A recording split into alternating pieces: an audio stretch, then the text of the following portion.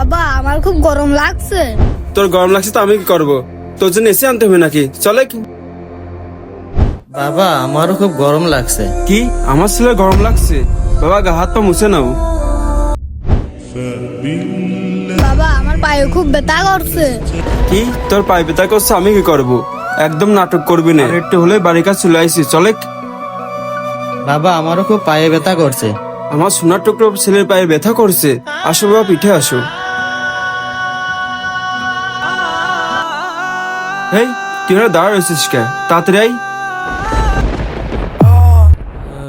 বাবা আমার বুকে খুবই ব্যথা করছে, একটু পানি নিয়ে আসো। একটু কাশি তোমার নাটক শুরু হয়ে গেছে। তুমি থাকো, আমি চলে গেলাম।